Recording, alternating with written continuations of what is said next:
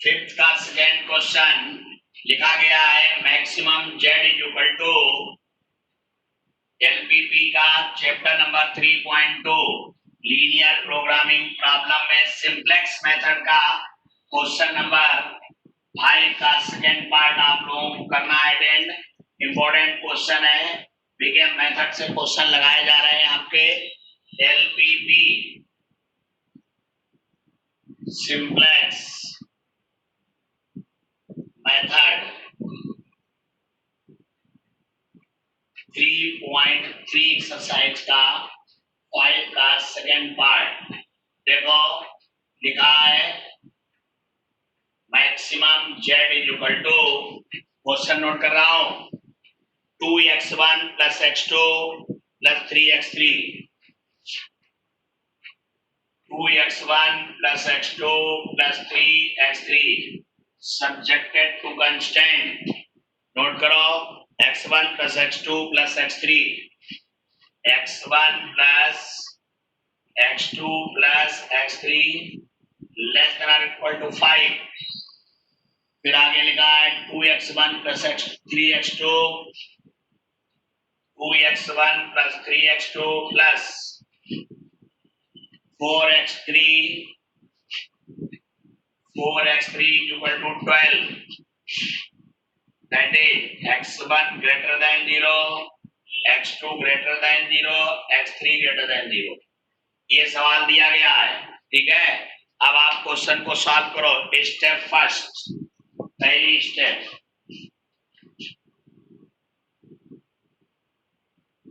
Step first लिखो now change the inequality sign, change the inequality sign to equality, change the inequality sign to equality। first constant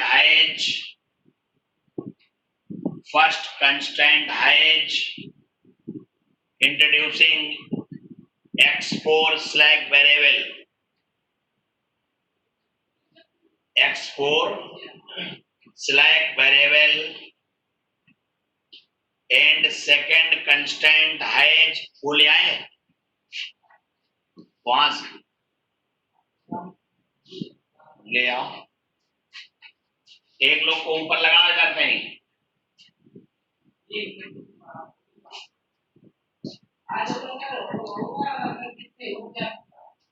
second constant has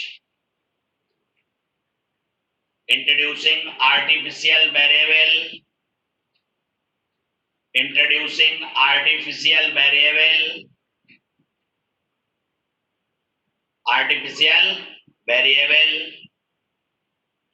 x5, then reduce।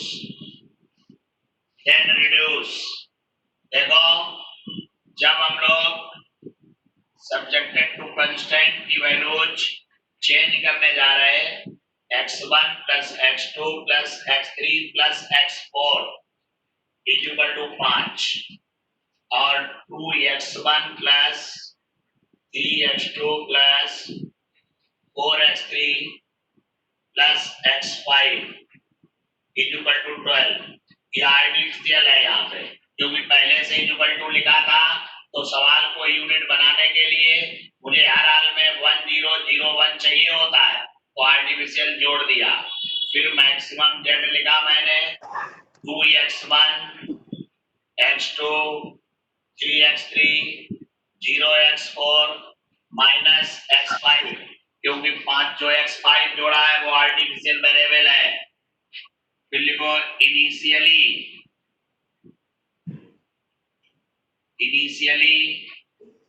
x1 बराबर x2 बराबर x3 बराबर 0, तो x4 की value 5, x5 की value 12, तो xb कहलाया तुम्हारा, जिसके द्वारा आपके पास यूनिट टेबल बन रही है, वो कहलाया तुम्हारे पास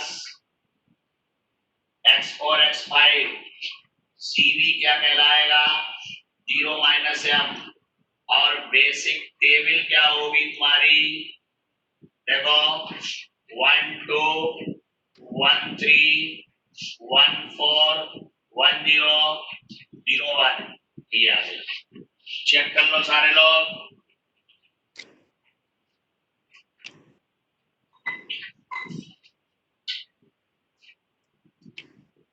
हाँ दीपिका कमल बोलो क्यों चिल्ला रही हो क्या दिक्कत है दीपिका कुछ नहीं सर। तो माइक का खोले हो कुछ नहीं माइक बंद कर लो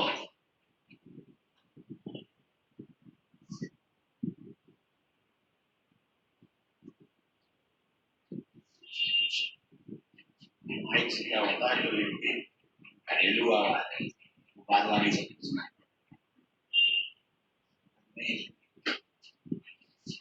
हाँ यहाँ तक बोलो कोई डाउट नहीं है जब बराबर चिन्ह था तो यूनिट टेबल बनाने के लिए अपनी तरफ से मैंने एक वेरिएबल जोड़ दिया जो आर्टिफिशियल कहलाया ठीक है अब आप लिखो फर्स्ट वही पुराना मेथड फर्स्ट सिंपलेक्स टेबल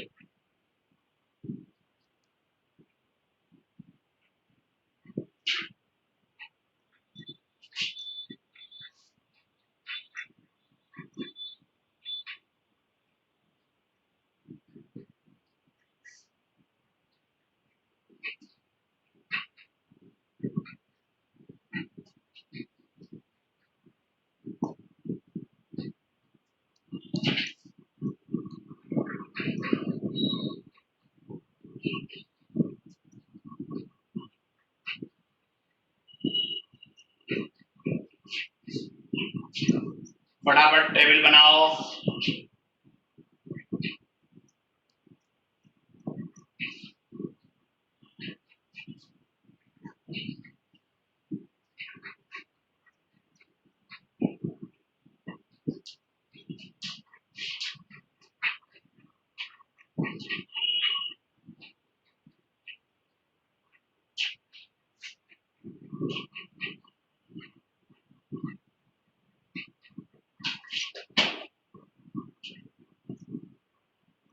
तुरंत डेल्टा जे निकालो डेल्टा जे निकालो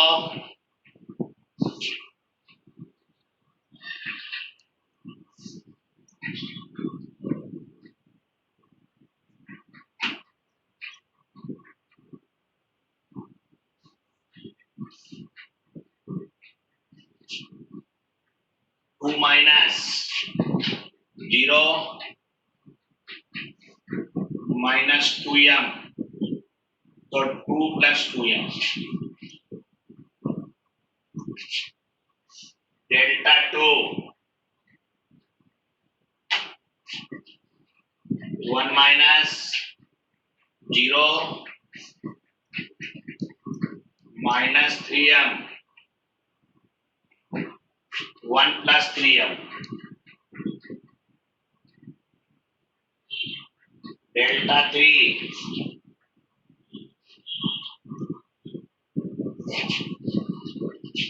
0 plus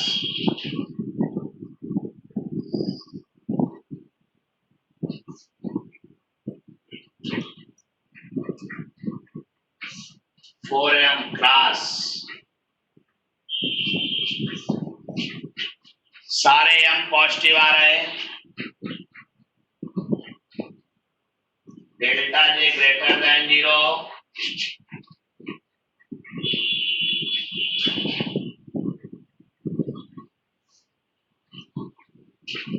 solution not optimal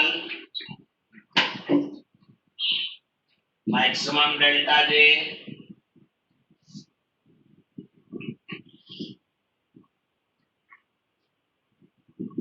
corresponding element x3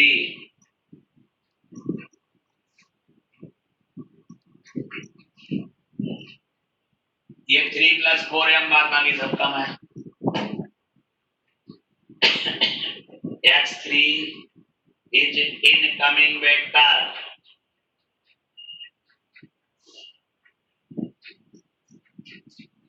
select outgoing vector by minimum ratio rule x3 upon x3 यहां बनाओ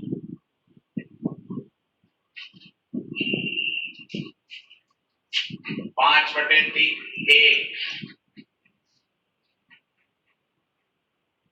12/4 छोटा बोलो outgoing vector x5 outgoing vector corresponding element 4 be the key element लिख लो x5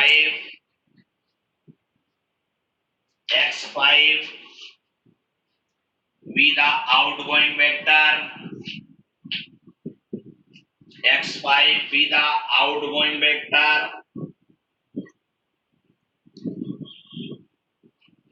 corresponding 4 element being the key element being the key element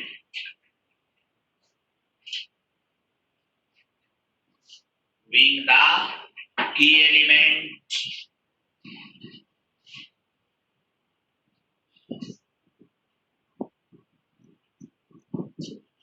then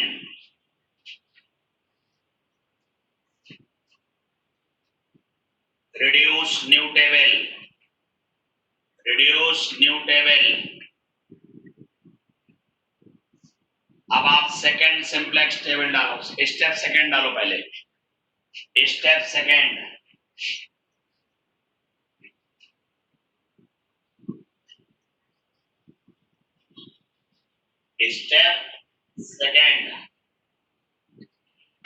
देखिए x5 reduce x5 replacing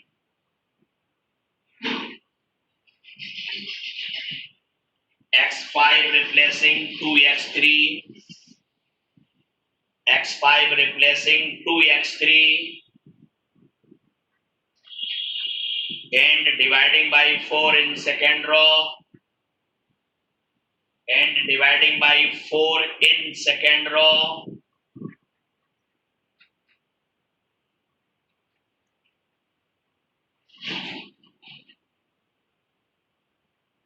dividing by 4 in second row subtracting from first row क्योंकि 4 के ऊपर 1 है direct घटा दो subtracting from first row then reduce new table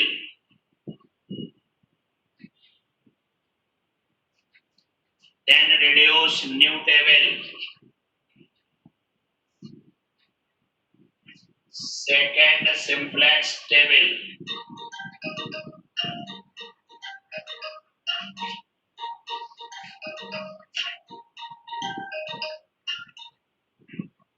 sir ji मेरे लिए online class चल रही है मैं थोड़ी देर में बात करूंगा 10:30 से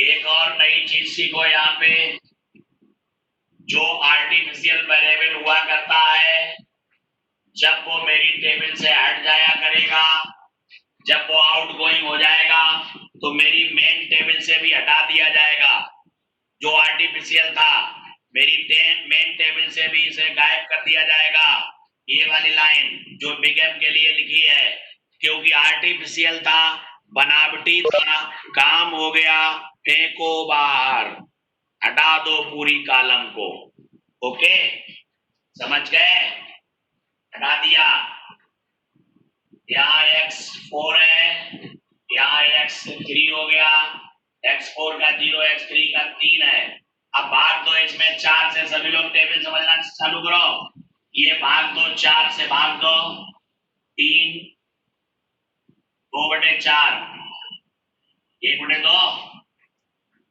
3/4, 1, 0।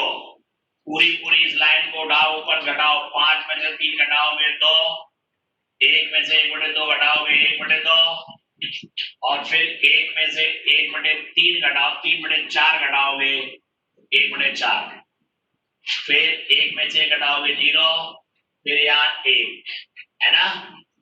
दोबारा आप डेल्टा जे उतारो, दोबारा आप डेल्टा जे फाइनली सारे लोग वर्क करो, दोबारा डेल्टा जे अच्छे तरीके से बनाओ, डेल्टा जे दोबारा निकालो,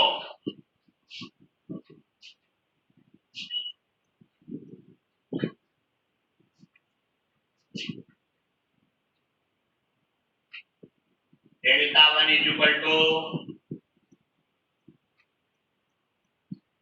2 माइनस, ये 0 हो गया, ये ऐसे हो गया, 3/2, 4 1 4, 1/2 आ गया, पहला 1/2 आ गया, delta 2 C2 minus CVX2, 1 minus 0, 9/4, minus के 5/4 आ गए, और ये तो 0 हो जाएगा, और ये क्रॉस हो जाएगा। अभी भी आपका 1 बचा पॉजिटिव, तो लिख दिया आपने here delta J greater than 0, then solution not optimal, so maximum delta J corresponding element x1h in coming vector, maximum यही है, तो ये इनकमिंग हो गया, मैक्सिमम यही है तो इनकमिंग हो गया, फिर लिखो we select outgoing vector by minimum ratio rule,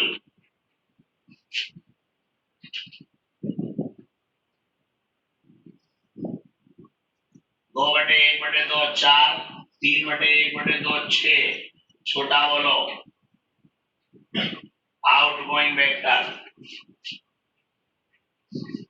x4 be the outgoing vector corresponding 1/2, x4 be the outgoing vector, x4 be the outgoing vector corresponding 1/2, key element, 1/2 key element, then reduce new table, then reduce new table,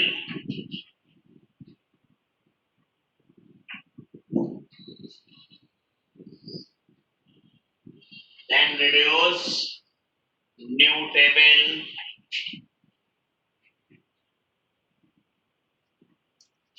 नई table में reduce करो, step 3 डाल दो और language लिखो, x4 replacing 2x1, x4 replacing 2x1, x4 replacing 2x1 dividing by 1/2,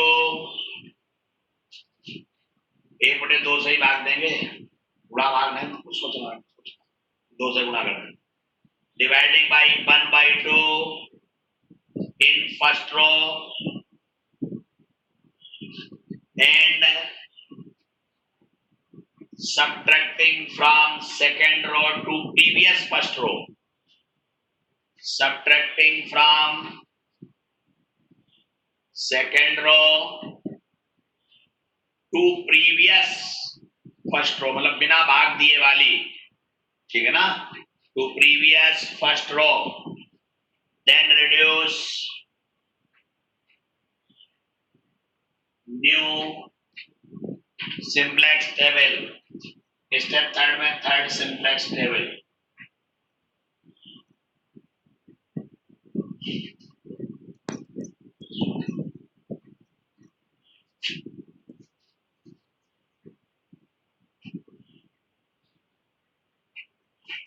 XB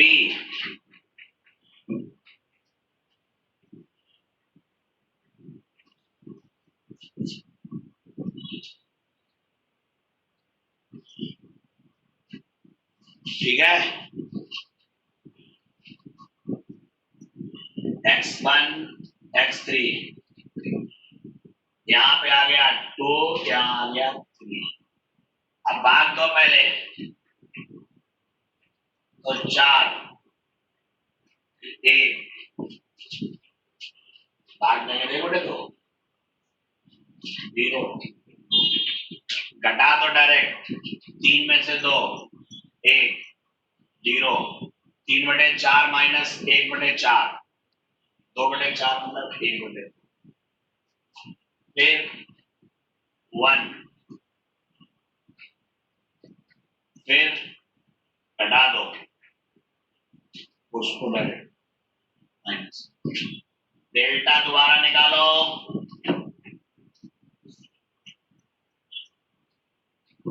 delta J दोबारा replace करो, 2 - 2 0, 1 minus delta 2 देखो 1 माइनस 1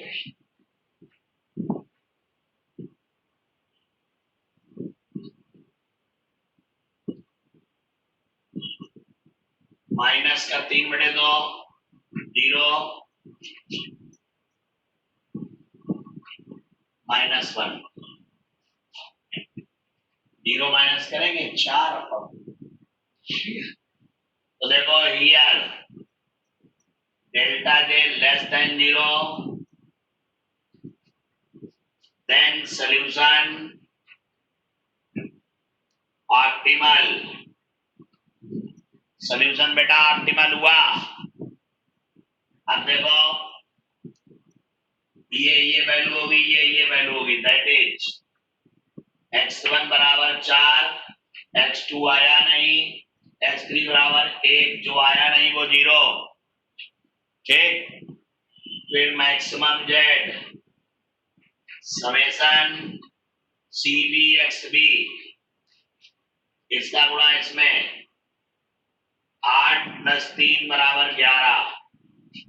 कंप्लीट आंसर जो आया है वो मैक्सिमम जेड बराबर 11, x1 बराबर 4, x2 बराबर 0, x3 बराबर 1. आंसर कंप्लीट कर लो. अब देखिए यही सवाल मात्र अभी जो मैंने समझा के लगाया है वो मात्र 23 मिनट के अंदर लग गया है. 23 मिनट में ही लग गया क्वेश्चन आपका. समझ गए? मतलब आप समझ गए. जब आप थोड़ी प्रैक्टिस में आ जाओगे तो यही मात्र अभी 10 से 15 मिनट में लगने लगेंगे क्वेश्चन. जब 10 से 15 मिनट में क्वेश्चन लगने लगेंगे तो ये 10 नंबर 15 नंबर 12 नंबर के जो सवाल होते हैं बड़े आसान लगेंगे ना. अभी आप थोड़ा प्रैक्टिस में और आ जाओगे. अभी जैसे उलझने वाले जो क्वेश्चन है उनको आप थोड़ा किनारे कर लिया करो, पहले आप प्रैक्टिस के क्वेश्चन किया करो. समझ गए ना? तब सब उलझन वाले क्वेश्चन अपने आप आने लगते, छोटी छोटी चीजें पता चलने लगती. चलिए then give the cross question. Cross question दीजिए आप मुझे. जिसको भी कोई क्वेश्चन करना हो फटाफट करिए. 1-2 क्वेश्चन उसका क्रॉस क्वेश्चन ले लें हम. फटाक से बोलो.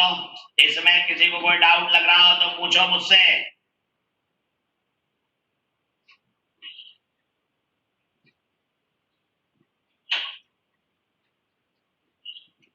कोई नहीं बोल रहा है।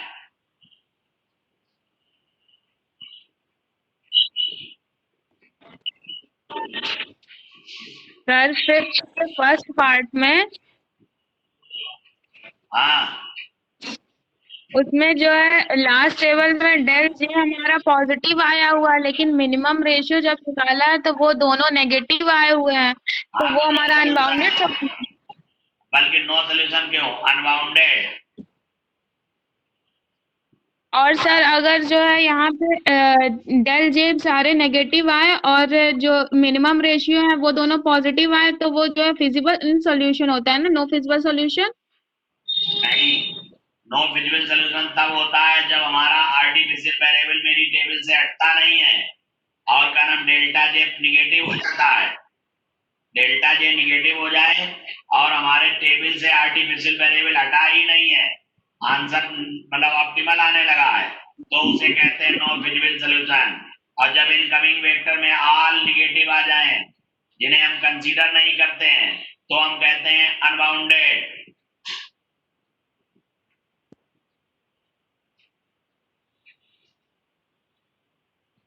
और किसी का कोई क्रॉस क्वेश्चन?